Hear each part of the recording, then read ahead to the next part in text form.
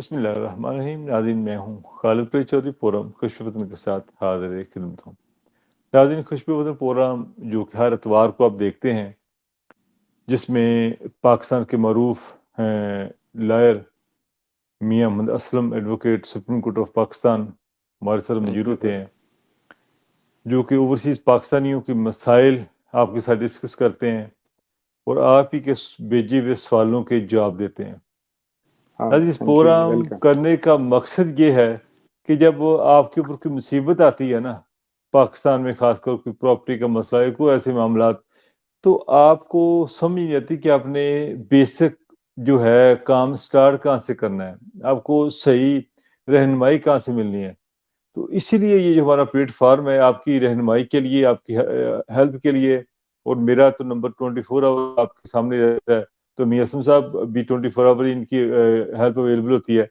تو آج ہم آغاز کرتے ہیں۔ میاں صاحب بہت شکریہ میاں صاحب آپ کی محبتوں کا کہ آپ ہمیشہ ہی اپنے سنڈے کا فیملی ٹائم ہوتا ہے، اس میں سے بھی آپ ٹائم نکال کے ہمیں سنڈے والے دن بھی آپ نے کالا کوٹ ٹائی سی پہن کے وہ ٹائم ظاہر ہے ٹائم لگتا ہے اپنی ایک مصروفیات کی زندگی میں ٹائم نکالنا، تو یہ بڑی آپ کی، میں اس کو سمجھتا ہوں کہ بہت بڑا احسان بھی ہے اور آپ کی مہربانی محبت بھی ہے اوورسیز پاکستان کے لیے آپ کی۔ میاں صاحب بیسیکلی امریکہ جاتے رہتے ہیں، برطانیہ، مختلف ممالک میں ان کا دورہ بھی رہتا ہے، تو اوورسیز پاکستانوں کے جو مسائل ہیں بڑے یہ اچھے طریقے سے سمجھتے ہیں۔ تو میاں صاحب آج پروگرام کا آغاز میں ایک سوال سے کرتا ہوں کہ ایک محترم نے سوال بھیجا کہ جی میرے ساتھ فراڈ ہو گیا ہے۔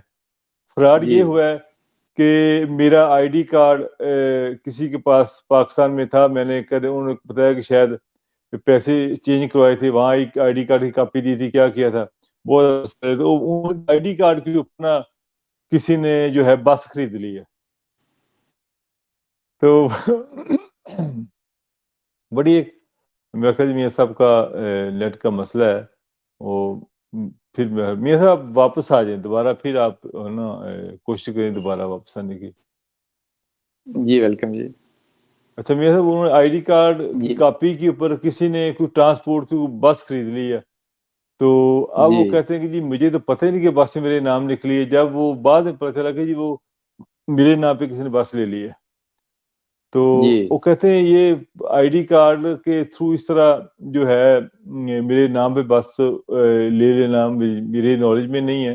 تو مجھے بعد میں پتہ چلا جب میرے اگینسٹ جو نوٹس آنے شروع ہوئے کہ جی آپ وہ قسطیں نہیں پے کر رہے، تو وہ کہتے ہیں اس کو کیسے ہینڈل کیا جائے، کیسے ہوئے تھے ایسے لوگ بائک کر لیتے ہیں آئی ڈی کارڈ کی کاپی کے اوپر بینک سے لون کیسے اپروو کرا لیتے ہیں؟ جی خالد صاحب، بیسیکلی ہمارے معاشرے میں رول آف لا نہیں ہے۔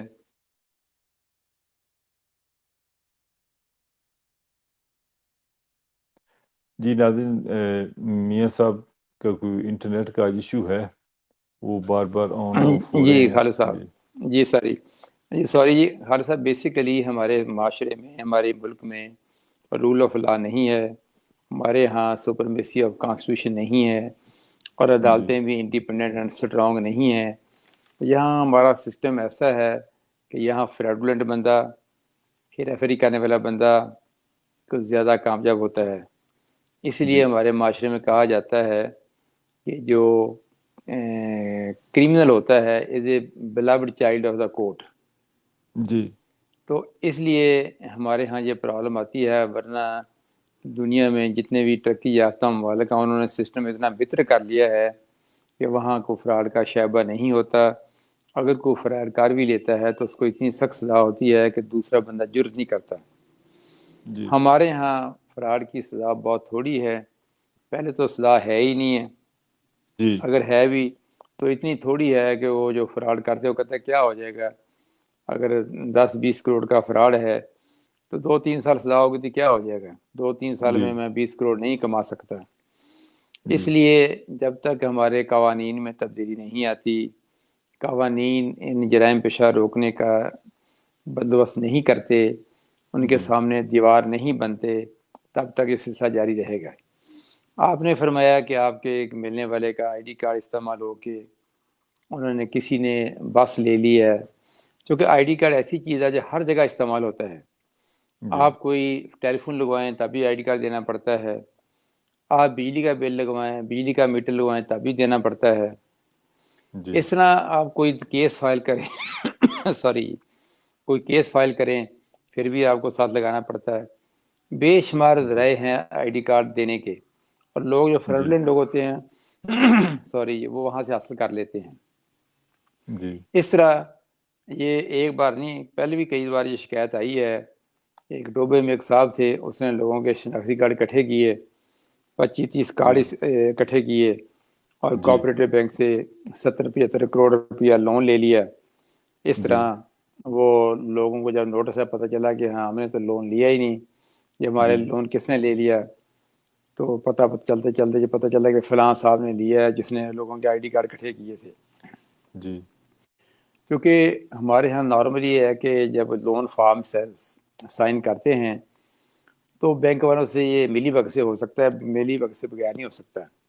جی ویسے تو آج کل بینک میں کوئی بھی ٹرانزیکشن کریں تو بایو میٹرکس ہونا ضروری ہوتا ہے. جی لیکن جب وہ آپ کا بینک آفیسر ملا ہوا ہو تو وہ سارے تقاضے جو ہوتے ہیں اگنور کر دیتے ہیں.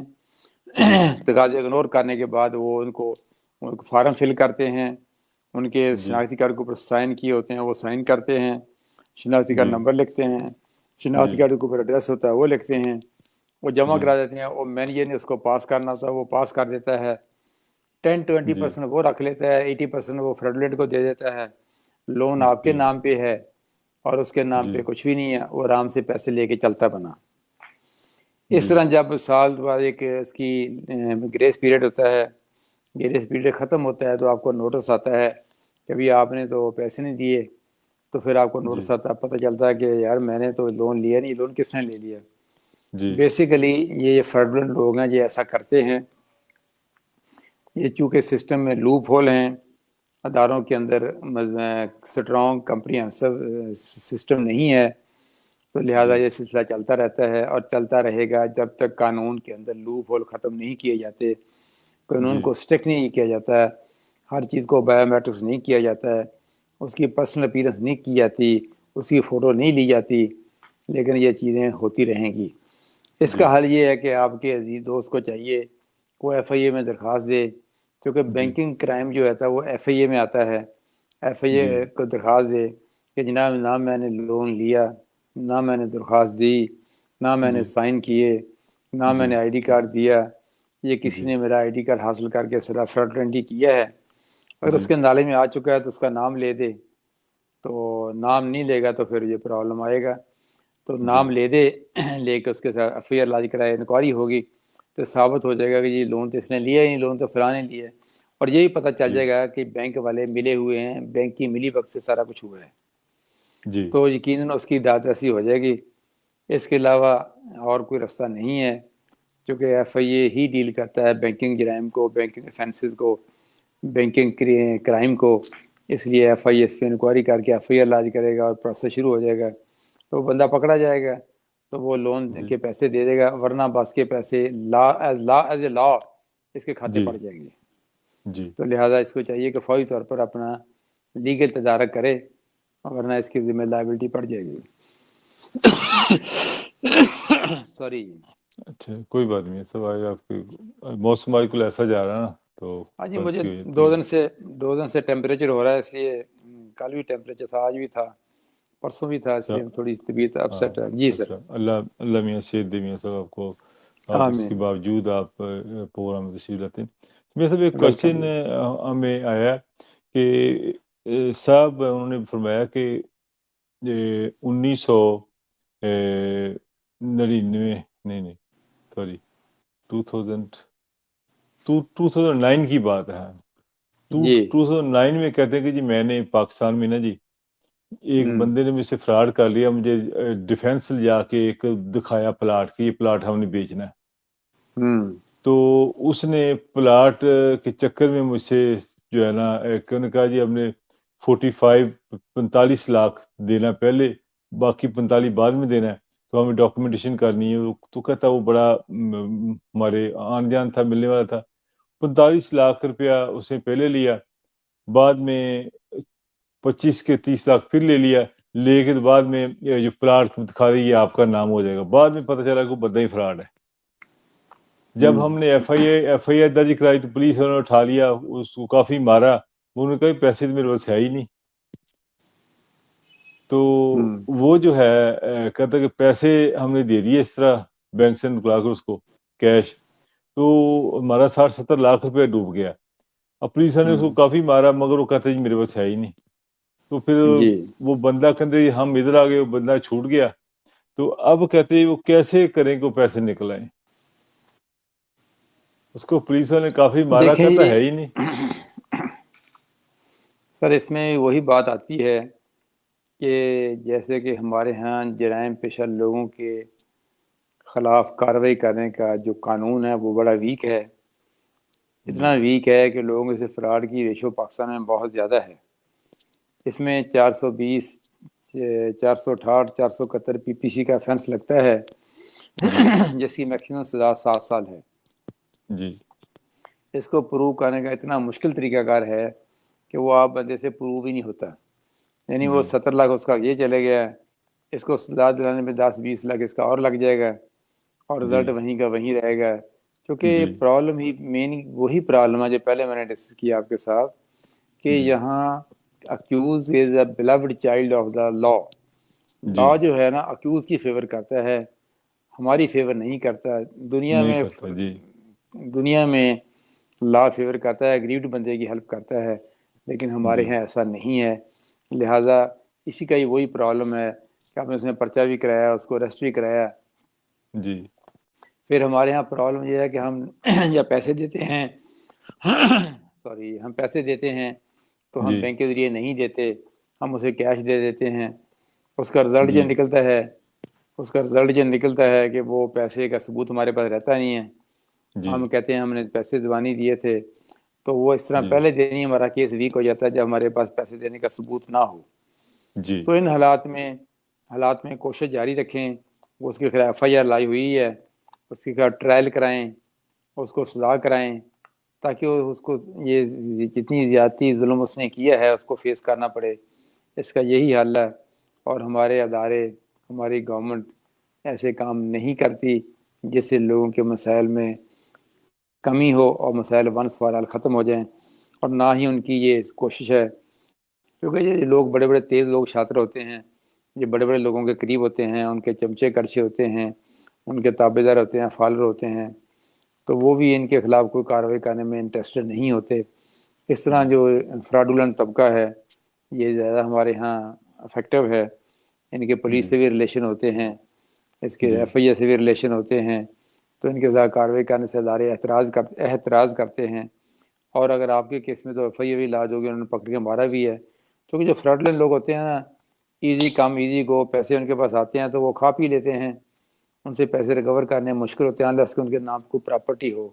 ایسے فراڈولنٹ لوگوں کے پاس پراپرٹیاں نہیں ہوتی، تو وہ فراڈولنٹ ادھر سے لیے، کھا پی لیے، یشی کر لیے، اڑا لیے، تو اس لیے ان سے پیسے لینا مشکل ہو جاتے ہیں۔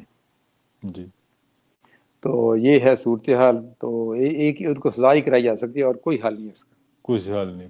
اچھا میرے ساتھ فرمائیے گا کہ محترم نرین صاحبہ ہیں اڈمرا سے، آپ کو ان سے انہوں نے ملاقات بھی، آپ سے مشورہ بھی انہوں نے کیا تھا، ان کا کیس ویلکم جی۔ عدالت میں جس طرح لگ رہا ہے، آپ کو پتا ہو، آپ اس کیس کی نوعیت بھی آپ ساری جانتے ہیں۔ جی محترم بالکل نرین سر، صاحبہ جن کی سپریم جی کورٹ بالکل، میں جو باری نہیں آ رہی، آپ جی یہ بالکل فرمائیں ایسے کہ ہی۔ جس طرح انہوں نے پچھلی باری کی شکوہ کیا تھا کہ ہمارا پروگرام، انہوں نے جب تاریخ لگائی ہے تو وہاں جو ان کے جو وکیل ہیں وہ ان کا ریلیشن ہے وہاں سے ایک جسٹس صاحب سے، انہوں نے فوراً ہی ان کو جو ہے ریلیف دے دیا، وہ 5 سال ہو گئے ریلیو میں۔ اب وہ چاہ رہے ہیں کہ اب باری تو نہیں آ رہی، اب ایسا تو نہیں کہیں ہو سکتا کہ وہ ان کے جو دوسری پارٹی ہے وہاں سے نوٹسز غلط جگہ پہ ایڈریس بھجوا رہے ہیں نوٹسز، مثلاً کہ بھی اسے تاریخ ڈلوا لی، خود ہی انہوں نے تاریخ شروع کرا لی ہو، اور 2-3 نوٹسز ایسے ہی غلط ایڈریس پہ بھیج دیں ان کے، اور کہیں جی وہ تو حاضر نہیں اور اپنے نام پہ کروا لیں، کوئی ایسا چانس بن سکتا ہے؟ ایسے خدشات ہوتے ہیں، مگر نورین صاحبہ پڑھی لکھی خاتون ہیں، جرنلسٹ پیشے سے بلانگ کرتی ہیں، ان کو چاہیے کہ ہر ہفتے کو 10 منٹ کے لیے سپریم کورٹ کی ویب سائٹ پہ اپنا کیس چیک کر لیا کریں تاکہ پتہ چل جائے گا کہ ایسی کوئی بات کہیں فکس نہیں ہو گیا کیونکہ سپریم کورٹ کی یہ ویب سائٹ ہے نا، گوگل پہ جا کے وہ اس میں جی آپشن آتی ہے کہ اپنے کیس کا نمبر ڈالیں، آپ دیکھ جی سکتے ہیں۔ تو ہر سیٹرڈے کو 10-15 منٹ کے لیے اب لگا کے اپنا کیس چیک کر لیں تاکہ آپ کے ساتھ جس قسم کی ہیرا پھیری نہ ہو سکے۔ وہ بعد میں جو ساری بتائی تھی انہوں نے کہ ہمارا جو جی مخالف وکیل ہے he is very good terms with the جج، ہی از جی very close term with the جج۔ تو ان حالات میں اس کی کیس کی پرابلم آ رہی ہے۔ تو لیکن جو کہ جس جج کے بارے میں انہوں نے مجھے بتایا تھا وہ جج اگلے سال ریٹائر ہو رہے ہیں، تو میں نے جی ان سے کہا تو کوئی بات نہیں، اگر آپ کو یہ ٹینشن ہے کہ جج ان کے ساتھ کائنڈ ہے تو آپ ایسے کریں کہ آپ 1 سال اور رک جائیں جہاں آپ 4 سال رکی ہیں، تو جی تاکہ آپ کا یہ خدشہ بھی دور ہو جائے۔ دور ہو کل جائے، جی بالکل۔ کل کو اگر آپ کا کیس کا فیصلہ اس کورٹ سے ہو گیا، جی آپ کے ذہن میں یہی کوشچن رہنا ہے کہ جج دوسری پارٹی کے ساتھ کلوز تھا اس لیے ہمارا ریلیف نہیں ملا، تو یہ کائنڈلی آپ ایسے کریں۔ کہتی ٹھیک ہے جی، میری بات ہوئی تھی لاسٹ ٹائم، اس سے میں نے سارا اس کو بتایا تھا کہ کیپنگ ان ویو یہ خدشہ آپ 1 سال اور رک جائیں، یہاں 4 سال رکے ہیں تو یہ بھی تھوڑا ٹائم رک جائیں، تو انشاءاللہ الٹیمیٹلی ریلیف آپ کو ملے گا، یقیناً ملے گا انشاءاللہ تعالی۔ تو میرے سے یہ فرمائیے گا ان کے کیس میں، جس طرح آپ نے سارے کیس کی اسٹڈی کی ہے، اگر خدا نخواستہ سپریم کورٹ اس کے اگینسٹ فیصلہ دے دیتی ہیں تو پھر کیا ہوگا؟ پھر اس کے بعد ایک آپشن ہوتی ہے ریویو کی، ہاں جی ریویو کی آپشن ہوتی ہے اور اس میں آپشن نہیں ہوتی۔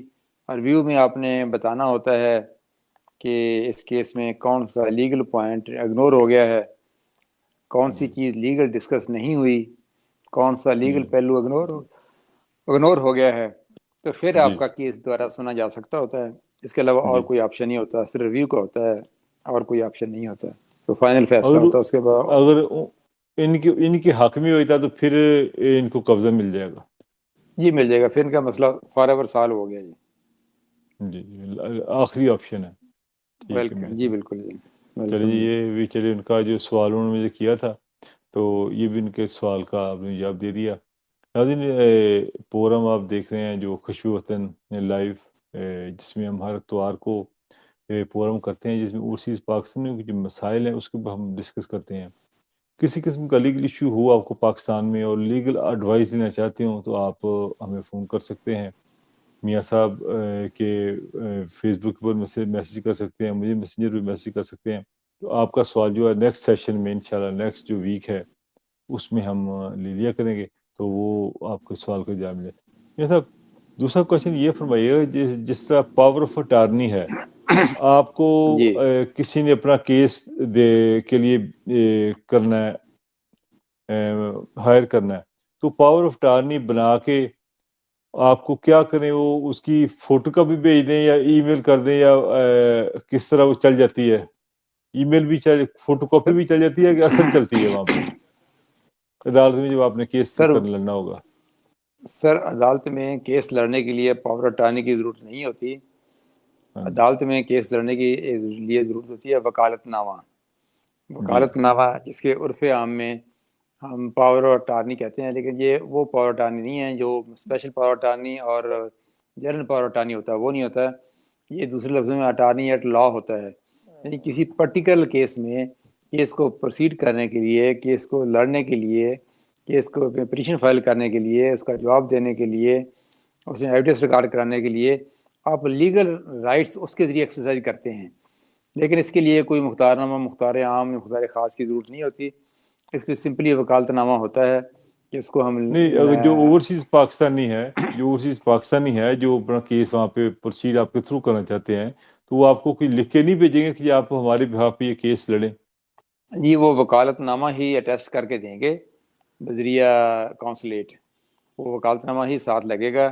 دوسرا طریقہ ایک یہ ہوتا ہے، اور ایک دوسرا طریقہ ہوتا ہے کہ وہ کسی اپنے عزیز کو وکالت پاور اٹارنی دے دیں گے، وہ عزیز ہمیں سائن کر کے دے دے گا، آپ اس کو اختیار دیں گے کہ میری طرف سے یہ وکیل انگیج کر سکتا ہے، میری طرف سے میرا مقدمہ لڑ سکتا ہے، میری طرف سے مقدمہ فائل کر سکتا ہے، دائر کر سکتا ہے، جواب دے سکتا ہے، ایویڈنس ریکارڈ کرا سکتا ہے۔ آپ اپنے کسی عزیز کو دیں گے، وہ ہمیں آن بیس آف ڈیٹ اختیار ہمیں وہ انگیج کرے گا۔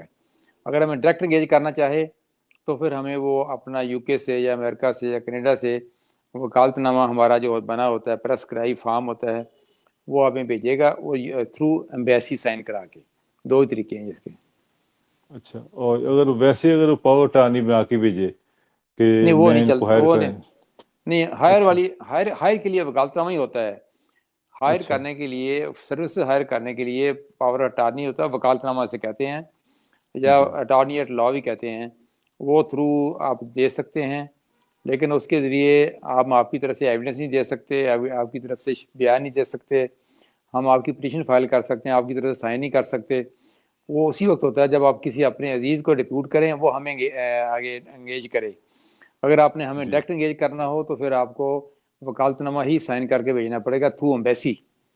تو ایمبیسی کی جی مور لگتی ہے، اسٹیمپ لگتی ہے، پھر آتا ہے ہم آپ کی طرف سے پیش ہوتے ہیں. جن کیسوں میں صرف بحث ہوتی ہے نا، جیسے ہائی جی کورٹ میں صرف بحث ہوتی ہے، اس میں ہم آپ ڈائریکٹلی وکالت نامہ بھیج سکتے ہیں وہاں سے، UK سے، کینیڈا سے، امریکہ سے، لیکن تھرو ایمبیسی ای میل اور دوسرا نہیں. کیونکہ کورٹ کہتی ہے جی جب وہ یہاں موجود نہیں تو سائن اگر اس نے کیا ہے تو اس کی ویریفیکیشن کون کرے گا؟ وہ کونسلیٹ ہی کرتا ہے. جی یہ طریقہ کار ہے اس کا. ہاں جی. یعنی کونسل کے تھرو جو بھی ڈاکومنٹس آئے گا کسی وکیل ہائر کرنے کے لیے وہی وہاں وائلڈ ہوگا. وہی آئے گا وہی ویلڈ ہوگا، دوسرا ویلڈ نہیں ہوگا. جی بہتر جی. میاں صاحب بہت شکریہ، آپ جو بھی تھینک مختلف یو دوستوں جی. کے سوالوں کو جواب دے رہے ہیں. میاں صاحب ابھی تھوڑا سا میں چاہوں گا کہ اس آپ کی موجودگی کا فائدہ اٹھاتے ہوئے، جس طرح کہ آپ کو پتہ ہے کہ اوورسیز پاکستانی جو ہے نا وہ ہمیشہ ہی پاکستان کے حالات سے بڑے پریشان رہتے ہیں. تو میں اسی سلسلہ میں ہر جو ہے پروگرام کے سوالوں کے بعد چاہتا ہوں کہ تھوڑی سی روشنی آپ پاکستان کے حالات کے متعلق بھی تھوڑی سی روشنی ڈال دیا کریں. تو یہ فرمائیے کہ کیا حالات نظر آ رہے ہیں کہ ابھی تحریک انصاف کے حوالے سے لوگ زیادہ میجورٹی ہے UK میں جو ان کو زیادہ سپورٹ کرتے ہیں، تحریک انصاف سے زیادہ لگاؤ رکھتے ہیں. تو یہ فرمائیے کہ کیا ابھی تحریک انصاف کو الیکشن میں آنے کی اجازت دی جائے گی؟ جس طرح کہ مسلم نواز کے تو بڑے بڑے جلسے ہو رہے ہیں، جہانگیر ترین کے جلسے ہو رہے ہیں، اور عمران خان صاحب کی جو ایک کارنر میٹنگ ہے اس کی تو ان کے بندوں کو پکڑ کے اندر ڈال دیا گیا، ان کے سارے بندے سیکنڈ لیڈرشپ بھی اندر ہے. کیا دیکھتے ہیں آپ کی جو ہے اسیسمنٹ کیا ہے، آپ کا تجزیہ کیا ہے کہ آنے والے وقت میں تحریک انصاف کو الیکشن لڑنے کا موقع دیا جائے گا یا ایسے دبا دیا جائے گا؟ خالد صاحب، ہمارے ہاں المیہ یہ ہے کہ ہمارے پولیٹیکل سسٹم میں پولیٹیکل وکٹمائزیشن بہت زیادہ ہے. جو گورنمنٹ بھی برز اقتدار آتی ہے وہ اپنے مخالف کو دباتی ہے، جائز و نجائز مقدمے درج کرتی ہے، اس کو بیہائنڈ اے بار بھیج دیتی ہے. تمام حربے استعمال کرتے ہیں جس کی اس کی مقبولیت یا اس کی ورث جو ہو اس میں کمی آئے. جی یہ ہمارے ہاں ایک پرابلم ہے جس کی ایک نہیں آپ اٹھا کے دیکھیں ہسٹری. جب سے 30-35 سال سے ہم وکالت میں ہیں، ہم دیکھ رہے ہیں جو بھی گورنمنٹ آتی ہے، نون لیگ کی گورنمنٹ آتی ہے تو وہ پیپل پارٹی کو وکٹمائز کرتی ہے، پیپل جی پارٹی کی گورنمنٹ آتی ہے تو نون لیگ کو وکٹمائز کرتی ہے. تو PTI کی گورنمنٹ آئی تو انہوں نے نون لیگ کو وکٹمائز کرنا شروع کر دیا، اور جی نون لیگ کی گورنمنٹ آئی تو انہوں نے PTI کو شروع کر دیا. یہ ہماری سیاست کا خاصہ ہے کہ جی ہمارے ہاں کفر سے برداشت نہیں ہے، تحمل نہیں ہے. ہم جی دوسرے کو وکٹمائز کرنے کے پورے حربے استعمال کرتے ہیں اور کسی کو جی معاف نہیں کرتے. تو یہ جی پرابلم ہے. حالانکہ دنیا میں ایسا نہیں ہے، وہ سیاسی مخالفت ہوتی ہے، ذاتی مخالفت نہیں ہوتی. ہمارے ہاں جی سیاسی مخالفت کو ذاتی مخالفت بنا لیتے ہیں، اور بنا کے پھر اس کو وکٹمائز کرتے ہیں. ایسے جی معاملات چلتے رہتے ہیں. لیکن میں سمجھتا ہوں کہ PTI کو گورنمنٹ سے الیکشن سے باہر نہیں کیا جائے گا، اور نہ ہی جانے کا امکان ہے، چونکہ پاکستان کی ایک تیسری بڑی پارٹی ہے، پیپل پارٹی ہے، نون لیگ ہے، PTI ہے. 3 ہی تو پارٹیاں ملک میں جو پورے ملک میں نظر آتی ہیں. تو جی لہٰذا ان کے الیکشن ہوگا تو یقیناً یہ حصہ لیں گے، پارٹیسپیٹ کریں گے، ان کے نمائندے بھی آئیں گے، کینڈیڈیٹ بھی آئیں گے. تو پھر جس کو عوام چوز کرے گی وہ ملک پہ حکومت کرے گا. تو جی ایسا کوئی خدشہ نہیں ہے کہ کوئی ملک میں حالات اچھے نہیں ہیں. الحمدللہ حالات اچھائی کی طرف جا رہے ہیں. آپ نے دیکھا ہے کہ پٹرول بھی 40 روپے کم ہو گیا ہے، جو پہلے بہت زیادہ ہائی ریٹ تھا، 350 روپے تھا، 330 جی تک چلے گیا تھا کچھ جگہوں پہ، آج کل 280 پہ ہے. اس طرح ڈالر کا ریٹ جو بہتر ہوا ہے، موجودہ گورنمنٹ نے ڈالر کی ایکسپورٹ کو، ڈالر کی اسمگلنگ کو کافی روکا ہے، اور جی ڈالر کی باہر جانے کی سپیڈ کم ہوئی ہے۔ اس طرح ڈالر کی جی ریٹ بھی بہتر ہوئی ہے، روپی نے اپنی ویلیو گین کی ہے، اب جی 280 میں ڈالر ہو گیا ہے، اور موسٹ جی پرابلی یہ چند دنوں میں، چند ہفتوں میں 250 پہ چلے جائے گا۔ اس طرح یہ صورتحال ہے کہ ملک میں بہتری آ رہی ہے، لیکن اونچ جی نیچ ہوتی رہتی ہے، قوموں کی آزمائش ہوتی ہے، دیکھتے ہیں تکلیفیں، کیونکہ کسی ملک کو، کسی قوم کو ترقی دینے کا جو سارا سہرا ہوتا ہے وہ سیاستدانوں پہ ہوتا ہے، کیونکہ جی جو لیڈر پہ ہوتا ہے۔ جیسے گھر کی ترقی کا انحصار گھر کے سربراہ پہ ہوتا ہے، اس کی اچھی جی پلاننگ ہے، اچھی اسٹریٹجی ہے، تو بچے بھی پڑھیں گے، اچھی جاب میں بھی جائیں گے، گھر ترقی کرے گا۔ اگر گھر کا سربراہ ہی یاش بدماش ہوگا تو پھر جی ترقی کے رستے مسدود ہو جاتے ہیں۔ تو ہمارے جی ہاں چونکہ سیاستدان، اللہ ان کو ہدایت دے، ان کی سنسیئرٹی اور لائلٹی پہ لوگ شک کرتے ہیں، عوام جی کہتے ہیں جس کو بھی ہم لاتے ہیں وہ ہمارے لیے کچھ نہیں کرتا۔ یہ جی پرابلم تو ہے، اللہ ان کو جی ہدایت دے کہ یہ ملک و قوم کے لیے کچھ کام کریں، سنجیدہ ہوں، ذاتیات سے ہٹ کے، اپنی جی ذاتی سوچ کے ہٹ کے قوم کے لیے کچھ کام کریں۔ جی بہت شکریہ میاں صاحب۔ ناظرین، آج آپ کے سوالوں کے جواب میاں صاحب نے دیے۔ میاں صاحب، میں آپ کا تہ دل سے مشکور ہوں کہ تھینک یو آج سر۔ آپ کی طبیعت ناساز ہونے کے باوجود آپ نے ٹائم دیا، میں آپ کا تہ دل سے مشکور ہوں۔ ناظرین، انشاءاللہ نیکسٹ سنڈے پھر ملاقات ہوگی۔ آپ لوگ کوئی بھی کویسچن ہو آپ مجھے بھیج سکتے ہیں، آپ کے سوالوں کے جواب بھی انشاءاللہ دیں گے، اور اسی جس طرح تھوڑا سا ٹاپک پاکستان کے بھی ہم جو کویسچن وہ بھی میاں سے پوچھا کریں گے، چونکہ وہ گراؤنڈ ریئلٹی وہ جانتے ہیں، یہ گراؤنڈ ریئلٹی پاکستان کی کیا ہے، سب چیزوں کے اوپر، چونکہ میاں صاحب کی جو ہے عدالتی معاملات کے